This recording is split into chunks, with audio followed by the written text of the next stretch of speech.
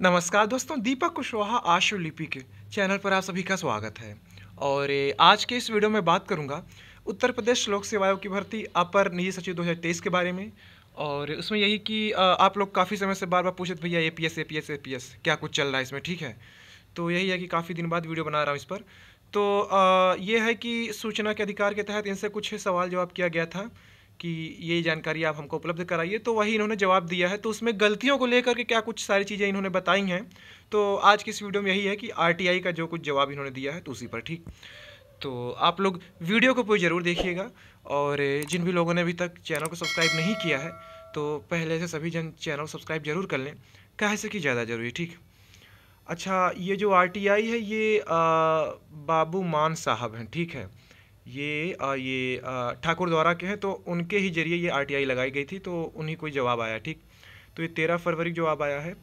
तो कुल इसमें 4-5 प्रश्न आयोग से पूछे गए हैं। तो मैं आपको केवल जवाब दिखा रहा हूँ, तो प्रश्न आप उसी से अंदाज़ा लगा लेना कि क्या है, ठीक है।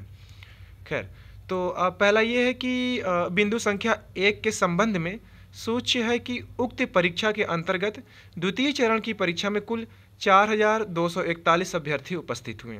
अब यही पूछा गया था, आप इसी से अंदाज़ा लगा लो कि प्रश्न की जो शॉर्ट हैंड और टाइप टेस्ट आपका लखनऊ में हुआ था तो कुल कितने अभ्यर्थी इसमें सम्मिलित हुए थे, ठीक। तो 4241 लोग परीक्षा दिए हैं, ठीक। संख्या काफ़ी अच्छी खासी है। फिर दूसरा ये है कि बिंदु संख्या 2 के संबंध में सूच्य है, ये सबसे ज़्यादा जरूरी है, यही आपको इस मतलब पूरी वीडियो का सार है, यही जो आपको जानना था, ठीक। लिखा है कि बिंदु संख्या 2 के संबंध में सूच्य है कि उत्तर प्रदेश सचिवालय वैयक्तिक सहायक सेवा नियमावली 2001 दिनांक 29 अगस्त 2001 एवं उक्त नियमावली में निहित प्राविधानों के आलोक में प्रश्नगत परीक्षा हेतु जारी विज्ञापन संख्या ये के अनुसार मूल्यांकन की कार्यवाही की जाएगी। तो इनका कहने का मतलब है कि मूल्यांकन जो शॉर्ट हैंड और टाइप टेस्ट आपका हुआ है उसका मूल्यांकन ये किस तरीके से करेंगे, क्या कुछ मानक है। तो इनका कहना है कि हम नियमावली 2001 के तहत मूल्यांकन करेंगे। अब ये रही आपके स्क्रीन पर वो नियमावली, आप देख लीजिए, इसको क्या पढ़ के देना। इसमें केवल योग्यता के संदर्भ में इतना ही लिखा है कि आप कितने पढ़े लिखे हों और हिंदी आशुलिपि में और कंप्यूटर में क्या कुछ गति होनी चाहिए, क्या आपके पास प्रमाण पत्र होना चाहिए, ठीक है।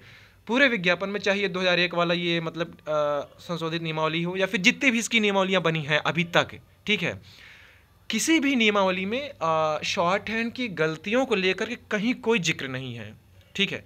तो अब आयोग का यही कहना है कि मैं इसी नियमावली के तहत मूल्यांकन करूंगा, हालांकि उस नियमावली में कहीं कुछ जिक्र ही नहीं है। तो अब उस हिसाब से तो यही है कि एक को गलती कुछ नहीं है इसमें, एक भी गलती हुई तो बाहर। लेकिन ऐसा ये करेंगे नहीं, क्योंकि जो 2010 वाली भर्ती है उस पर भी ये नियम लागू हुआ था, यही नियमावली, ठीक है। लेकिन उस पर ये 5% और 8% की गलतियां तक छूट करे थे ये, ठीक। हालांकि 13 में वही मामला था, तो ये विज्ञापन उसको निरस्त करके फिर से कह रहे हैं कि नहीं, हम एक भी गलती पे नहीं कराएंगे। तो इन्होंने जो दोबारा विज्ञापन जारी किया उसमें कहीं कुछ जिक्र नहीं है। अब वही हाल अपनी 23 वाली भर्ती का भी है कि पूरे विज्ञापन में कहीं कुछ जिक्र नहीं, लेकिन उधर वो लिख दिए हैं कि मानक शब्द की कुछ जो मानक रहेगा तो हम उसी के अनुरूप करेंगे। तो अब ये इनके विवेक पर है कि ये क्या कुछ मानक बनाते हैं। आप लोग उम्मीद रखो कि हाँ, मानक कुछ ना कुछ बनेगा। 5 गलती, 10 गलती, 15 गलती, 20 गलती, जो भी है, चाहे वो वही पुराना वाला कि 5% या फिर 8%, ठीक है, जो कुछ तामझाम चल रहा है।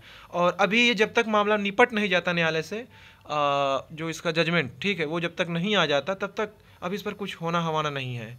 अभी कुछ मतलब जो 5-6 जो रिट पड़ी थी तो उनकी फिर से रीटाइपिंग होनी है, ठीक है। तो उसी का इंतज़ार किया जा रहा है। तो आप लोग इंतज़ार कर लो, इसी मार्च में निपट जाएगा, वो फैसला आ सकता है आपका, ठीक है। तो ये जानकारी थी। और फिर ये है कि बिंदु संख्या 3 के संबंध में सूच्य है कि वांछित सूचना विज्ञप्ति के माध्यम से यूपीपीएससी की वेबसाइट पर यथा समय दी जाएगी। तो कुछ वही परिणाम वगैरह के बारे में पूछा गया होगा या फिर कट ऑफ के बारे में, तो वही सारी चीज़ें हैं। फिर लिखा है बिंदु संख्या 4 के संबंध में सूच्य है कि वांछित सूचना विज्ञप्ति के माध्यम से दी जाएगी वेबसाइट पर।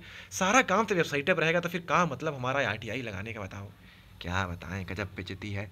तो कुल मिला के यही जो सबसे काम की खबर वो यही है कि बिंदु संख्या 2 वाला कि इसी के तहत ये नियमावली 2001 के ही तहत ये मूल्यांकन करेंगे। हालांकि उसमें गलतियों का कोई जिक्र नहीं है। अब इनका ये विशेषाधिकार है कि ये उसी के तहत कुछ अपना नियम बना करके तभी ये मूल्यांकन करेंगे, तभी ये परिणाम जारी करेंगे। ठीक है, तो आप लोग भरोसा रखिए, कुछ ना कुछ ये मूल्यांकन जरूर करें, मतलब नियम जरूर बनाएंगे, कोई ना कोई मानक जरूर बनेगा, क्योंकि अब एक को इनको अभ्यर्थी मिलेंगे नहीं, फिर वही पता चला 15, 20, 25 जो मिल जाए इधर उधर। ठीक है, समझ रहे ना आप? हाँ, वही वाले। तो फिर वही है, बाकी फिर पता चले खाली चले जाए। अब इतने साल भर्ती फंसी भी रही और पद भी खाली चले जाता, तो फिर हो गया बवाल। तो आयोग भी नहीं चाहेगा कि लफड़े में फंसे, तो इंतज़ार करिए, कुछ ना कुछ मानक शायद बने ज़रूर। ठीक है, और दूसरा जब तक वो जजमेंट नहीं आ जाता तब तक तो फिर अभी इसमें कुछ होना हवाना है नहीं, तो इंतज़ार कर लीजिए, थोड़ा समय लग जाएगा। और आप ठीक है। और रही बात कि क्या वो कंप्यूटर वो जो 13 जुलाई जो इन्होंने जिक्र किया है कैलेंडर में हो जाएगा या नहीं, अब देखो जिक्र ये किए हैं तो यही चाहते हैं कि हमने तारीख दी है तो फिर उसी पर करा लें। ठीक, क्योंकि साल भर बाद कैलेंडर भी दे रहे हैं, अगर उस तारीख पर भी वो चीज़ ना हो पाए तो इन्हीं की छीछा लेदर होगी ना, तो इनको भी वहाँ तक जवाब देना पड़ेगा ऊपर की जब होश में नहीं थे तो काहे कैलेंडर दे दिए, यहू को लिख दिए होते कि आरक्षित आरक्षित, लेकिन ये विशेष एक तारीख लिख दिए हैं कि हम 13 को कराएंगे। तो इंतजार कर लो, हो भी सकता है 13 को, या फिर टलना रहे, कुछ टल भी जाएगा आगे। लेकिन फ़िलहाल यही है कि मानक ना कुछ बना नहीं है अभी फ़िलहाल के लिए, कॉपी भी जची नहीं है।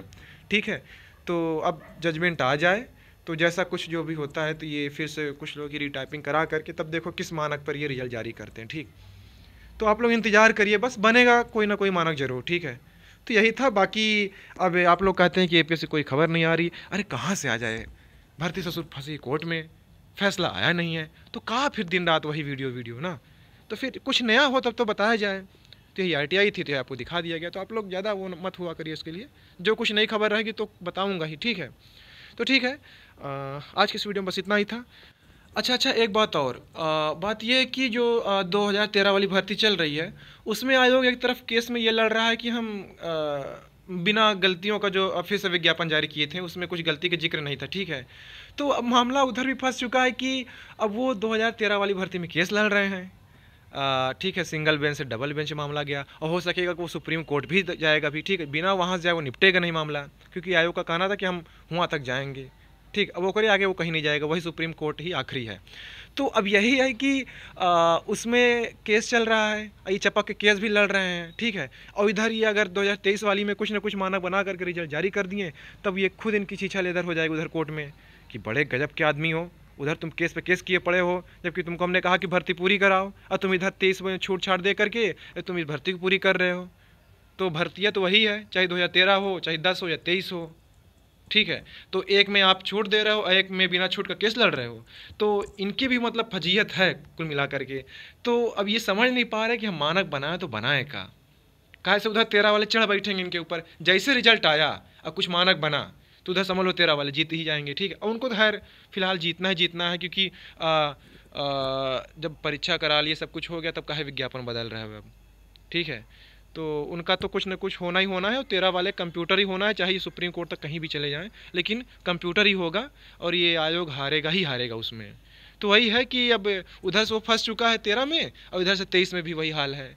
तो अब ये कहाँ जाके मूड फोड़े, अपना क्या फैसला कुछ निकल के आ जाए, तो अब यही देखने वाली बात है। ठीक है, तो अब देखिए क्या कुछ ये मानक बनाते हैं, लेकिन बनेगा तो ज़रूर कुछ। अब ये है कि ना, एक मतलब जिद पे आ गया कि ना हम ही जो करेंगे वही करेंगे, तब देखो या फिर अब कहाँ तक क्या कुछ निकल कर आता है सामने।